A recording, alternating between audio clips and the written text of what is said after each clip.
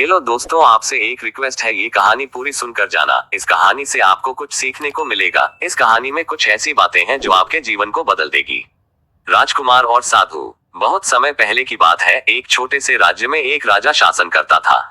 राजा के 3 पुत्र थे, जिनमें सबसे छोटे राजकुमार का नाम अर्जुन था। अर्जुन बहुत ही बुद्धिमान, निडर और परोपकारी था। वह हमेशा दूसरों की सहायता करने के लिए तत्पर रहता था। राजा अपने सबसे छोटे पुत्र से बहुत प्रेम करता था, क्योंकि उसकी अच्छाई और सज्जनता पूरे राज्य में प्रसिद्ध थी। राजा की आयु ढलान पर थी और वह अब अपने पुत्रों में से एक को उत्तराधिकारी चुनना चाहता था। उसने तीनों पुत्रों को बुलाया और कहा, तुम में से जो भी सबसे बड़ा साहसिक कार्य करेगा, वही मेरा उत्तराधिकारी होगा। तीनों राजकुमारों ने राजा की आज्ञा स्वीकार की और अपने अपने मार्ग पर चल दिए। अर्जुन ने सोचा कि केवल साहसिक कार्य करने से ही राजा का दिल जीतना संभव नहीं है। उसने सोचा कि उसे ऐसा कार्य करना चाहिए जिससे राज्य का भी भला हो। वह अपने घोड़े पर सवार होकर एक घने जंगल की ओर चल पड़ा। रास्ते में उसे एक साधु मिले जो ध्यान में लीन थे।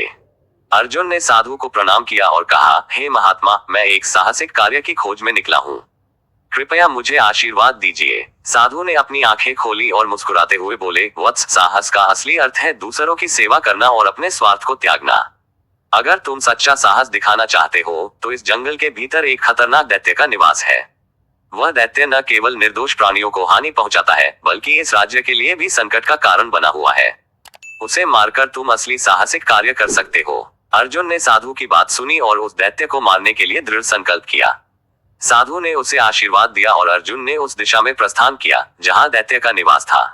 दैत्य का सामना। जंगल की गहराइयों में चलते हुए अर्जुन को विभिन्न प्रकार के जंगली जानवर और अद्भुत वनस्पतियां दिखाई दी, लेकिन उसने अपने मार्ग से विचलित नहीं होने दिया और दैत्य के निवास की ओर बढ़ता रहा। कुछ दूरी पर उसे एक बड़ा गुफा दिखा, जिसमें से डरावनी आवाजें आ रही थी। अर्जुन ने अपने धनुष और बाण को कसकर पकड़ लिया और धीरे धीरे गुफा के अंदर प्रवेश किया। गुफा के अंदर उसने देखा कि दैत्य एक बड़ी चट्टान पर बैठा हुआ है और उसकी आंखें लाल लाल चमक रही हैं। वह दिखने में बहुत ही भयानक था और उसके आसपास जंगली जानवरों की हड्डियां बिखरी पड़ी थी। दैत्य ने अर्जुन को देखा और गरजते हुए कहा, कौन हो तुम जो मेरी गुफा में घुस आया है? क्या तुम्हें अपने प्राणों की चिंता नहीं है? अर्जुन ने निर्भीक होकर कहा, मैं इस राज्य का राजकुमार हूँ और मैं तुम्हें मारने आया हूँ। तुम्हारे कारण इस राज्य के लोग भयभीत हैं और तुम्हारा अंत करना ही मेरा कर्तव्य है। दैत्य हंसते हुए बोला, तुम जैसे नन्हे बालक ने कभी अपनी शक्ति की वास्तविकता नहीं देखी। मैं तुम्हें आसानी से नष्ट कर सकता हूँ। लेकिन अर्जुन ने बिना डरे अपने बाण को धनुष पर चढ़ाया और दैत्य की ओर निशाना साधा। अर्जुन का पहला बाण दैत्य की आंख पर जाकर लगा, जिससे दैत्य तिलमिला उठा। उसने गुस्से में अर्जुन पर हमला किया, लेकिन अर्जुन ने अपने चतुराई से दैत्य के हर हमले को विफल कर दिया। कई घंटों तक अर्जुन और दैत्य के बीच भीषण युद्ध हुआ। अंत में अर्जुन ने अपने अंतिम बाण से दैत्य का दिल भेद दिया और दैत्य धरती पर गिर पड़ा। दैत्य का अंत होते ही गुफा में एक अद्भुत प्रकाश फैला और साधु प्रकट हुए। साधु ने अर्जुन को आशीर्वाद दिया और कहा, तुमने न केवल साहस दिखाया, बल्कि अपने राज्य को भी एक बड़ी आपदा से बचाया। तुम्हारा ये कार्य तुम्हारे चरित्र की महानता को दर्शाता है। अब तुम्हें अपने पिता के पास लौटना चाहिए और उन्हें अपने साहसिक कार्य की कहानी सुनानी चाहिए। राज्य की भलाई। अर्जुन साधु के आशीर्वाद के साथ राज्य की ओर लौट पड़ा। रास्ते में उसने सोचा कि केवल दैत्य को मारने से ही उसकी जिम्मेदारी पूरी नहीं होती। उसने निर्णय लिया कि वह राज्य की प्रजा के कल्याण के लिए भी कुछ करेगा। अर्जुन ने देखा कि राज्य के गांवों में लोग गरीबी, भूखमरी और अज्ञानता से जूझ रहे हैं। उसने सोचा कि यदि वह राजा बनता है तो उसका पहला कर्तव्य इन समस्याओं का समाधान करना होगा। लेकिन इस साहसिक कार्य को सफलतापूर्वक पूरा करना होगा और अपने पिता का विश्वास जीतना होगा। राजमहल पहुंचने पर अर्जुन ने राजा को अपने साहसिक कार्य की पूरी कहानी सुनाई। राजा ने उसकी वीरता की प्रशंसा की और उसे गले से लगा लिया। लेकिन अर्जुन ने विनम्रता से कहा, पिताजी, मेरा साहसिक कार्य अभी पूरा नहीं हुआ है। मुझे अभी भी राज्य की प्रजा के लिए कुछ करना है। राजा ने अर्जुन की बात सुनी और उसे प्रजा की समस्याओं को हल करने की आज्ञा दी। अर्जुन ने तुरंत राज्य के सभी गांवों का दौरा किया और वहां की समस्याओं को समझने के लिए लोगों से बात की। उसने देखा कि लोगों को शिक्षा, स्वच्छता और रोजगार की सबसे ज्यादा जरूरत है।